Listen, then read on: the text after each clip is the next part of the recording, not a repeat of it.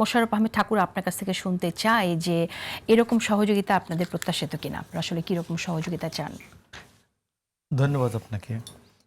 Westminster type of ডেমোক্রেসিতে opposition গভর্নমেন্টের অংশ, কারণ গভর্নমেন্ট যদি কোনো কারণে ফেল করে তাহলে অপোজিশন মাইনরিটি হিসাবে গভর্নমেন্ট ফর্ম করবেন। এটা একটা চ্যাপ্টার। আরেকটা চ্যাপ্টার হচ্ছে যে রাজনৈতিক কথাবার্তাগুলো যেগুলো হলো, যেমন আমার ভাই মান্নান বলছেন, যে আব্দুল মান্নান বলছেন যে বিএনপির কোনো কর্মসূচি দেখা যাচ্ছে না। আওয়ামী লীগ আগামীকালকে আওয়ামী লীগের প্রতিষ্ঠা বার্ষিকী 23শে জুন। তো 23শে জুন 1949 সালের 23শে জুন যে আওয়ামী লীগ জন্ম হয়েছিল, সেই আওয়ামী লীগ নানা বিবর্তনের মধ্য দিয়ে আজকে 3 পুরুষের রাজনৈতিক দল। তো আমি আপনাকে বলি, গত 1 মাস ধরে এনসিপি কতগুলো কমপ্লেইন করছে দেখবেন। এনসিপির কমপ্লেইনটা হচ্ছে যে প্রান্তিক লেভেলে এবং রুট লেভেলে আওয়ামী লীগ যখন মিছিল বের করছে, আওয়ামী লীগ যখন বিভিন্ন কর্মসূচি করছে, আওয়ামী লীগ যখন হুমকি ধামকি দিচ্ছে, তখন জামায়াত কোনো উত্তর দিচ্ছে না। আপনি খেয়াল করবেন।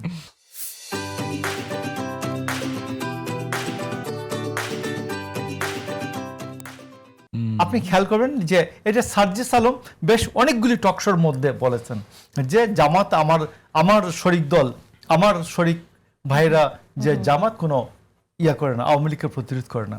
তো আওয়ামী লীগকে প্রতিরোধ করার জন্য বিএনপি কর্মসূচি দিবে কেন?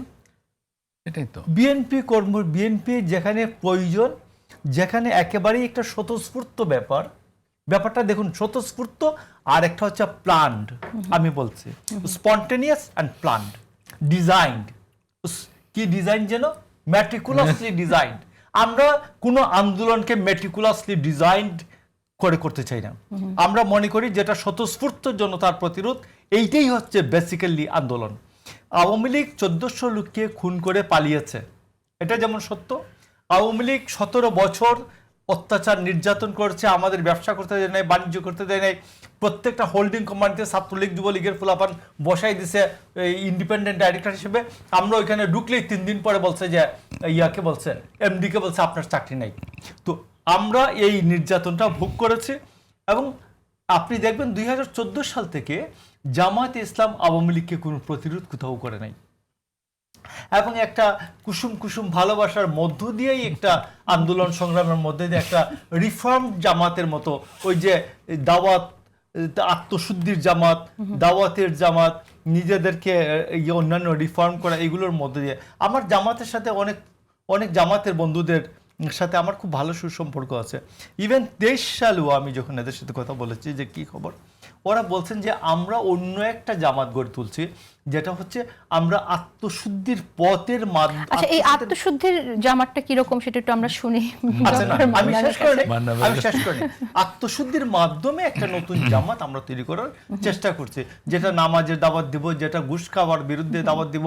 আমরা আরো ইউনাইটেড হওয়ার পক্ষে দাওয়াত, এই কাজগুলি করছি। আপনারা আপনাদেরটা করেন। এখন আসুন স্বরাষ্ট্রমন্ত্রীকে আপনি বলবেন যে 2025কে স্ট্যান্ডার্ড ধরবো না 2016কে স্ট্যান্ডার্ড ধরবো, একটা বলেন। যে কোনো স্ট্যান্ডার্ডের তুলনায় 3 ভাগের 1 ভাগ অপরাধ কমেছে গত 10 বছরের 16 সাল থেকে 25 সাল পর্যন্ত। যে কোনো বছরকে যদি স্ট্যান্ডার্ড ধরে, ফ্যাসিস্টের সাথে তো কম্পেয়ার করার কোনো প্রয়োজন নেই। ফ্যাসিস্টের সাথে কম্পেয়ার করার কোনো ফ্যাসিস্ট কেন? আপনি ইউনূসকে ধরেন, মহামূর্তিমান তখন তো বিপ্লবোত্তর ইউনূসের সময়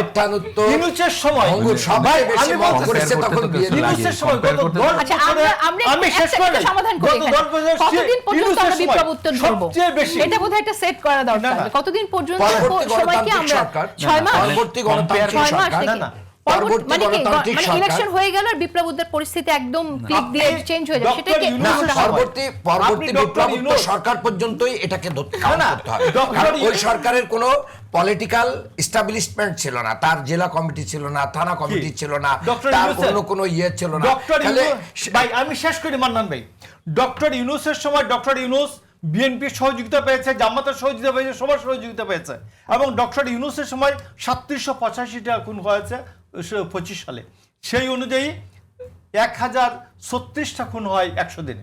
আর এই সালাউদ্দিনের সময় 605টা খুন হয়েছে 100 দিনে। তো এখানে 33% অপরাধ কমেছে এবং ডাকাতির পরিমাণ যদি দেখেন আরো কমছে না কিন্তু সালাউদ্দিনের কোনো খবর নাই সালাউদ্দিনকে বলে দিলেন যে সালাউদ্দিনের স্বরাষ্ট্র মন্ত্রণালয় নিয়ে কোনো খবর নাই আমি বলি গত 100 বছরে আমি শেষ করে নেই গত 100 বছরে বাংলাদেশে এবং পাকিস্তানে বিশেষ করে 47 থেকে আমরা বলতে পারি 47 থেকে লিগ্যাল সেন্স আছে লিগ্যাল নলেজ আছে অ্যাডমিনিস্ট্রেটিভ নলেজ আছে পলিটিক্যাল নলেজ আছে ছাত্র জীবন থেকে একবারে এই পর্যন্ত কোন স্বরাষ্ট্রমন্ত্রী আসে নাই বাংলাদেশে কোন স্বরাষ্ট্রমন্ত্রী আসে নাই এই বঙ্গে এই বাংলাদেশে ইস্ট পাকিস্তানে এবং বাংলাদেশে ঠিক আছে আমরা আপনার কাছে আসব আসলে প্রসঙ্গটা এসেছিল যে প্রশাসনের কাছে না যে বরং নিজেরা সংগঠিত হওয়ার মধ্য দিয়ে মোকাবেলা করা সেই বিষয়টা আপনি উবাইদুল কাদের আমরা হরতাল দিলেই পাড়ার মুড়ে মুড়ে ফুলাফান বসাই দিছে আমাদেরকে নিয়ন্ত্রণ করছে তো আপনি যদি এটা করেন তাহলে তো উবাইদুল কাদেরের ছোট ভাই শফিকুল ইসলাম অসুবিধা নেই আপনি যদি শত্রুর জন্য দরজা খুলে ঘুমাইতে চান তো সেই মূল্য তো আপনাকে বেশি দিতে হবে ঠিক আছে এটা তো আপনার ডিসিশন বাট আমি আপনাকে সমালোচনা করতে পারি এটা আপনার করা দরকার ছিল কিন্তু আপনি যদি ডিফেন্ড করতে পারেন যে এটার চেয়ে আমারটা বেস্ট ওকে আপনার দরজা খুলে রাখলে তো কোনো অসুবিধা নেই চোর ডাকাত ঢুকবে ফ্যাসিস্ট ঢুকবে অন্যরা ঢুকবে ঢুকে আপনি তাহলে এত ওয়ারিড হচ্ছেন কেন সেনা মোতায়েন করলেন কেন এটার উত্তর দেন আচ্ছা গত 40 কেন সেনা মোতায়েন করলেন 6 জেলা এটার উত্তর দেন স্বরাষ্ট্রমন্ত্রী যদি মনেই না করেন যে কালকে কোনো কিছু ঘটার সম্ভাবনা নাই কোনো ভায়োলেন্স হবে না আমলিগের মিছিল হচ্ছে না প্রশাসনকে বলছে যে খবরদার আসবি না খুন করে ফেলবো কিন্তু এই সেনা মোতায়েনের আগের খবর আমরা যে শফিকুল ইসলাম মাসুদ মন্তব্য নিয়ে কথা বলছি সেটা কিন্তু সেনা মোতায়েনের আগের খবর রাজনৈতিক দল যেন আলোচনা করব না সেনা মোতায়েন আপনার তো আইন শৃঙ্খলা রেগুলার বাহিনী আছে সেনা তো অলরেডি আছে একদম ফুল উদ্যত করা হয়নি আপনি কিন্তু আলাদাভাবে নিউজ হয়েছে 6টা জেলাতে তাদেরকে ম্যাজিস্ট্রেসি এক্সটেন্ডেড করা হয়েছে কিছু জায়গা মানে হঠাৎ করে কেন এটা চলতেছিল ন্যাচারালি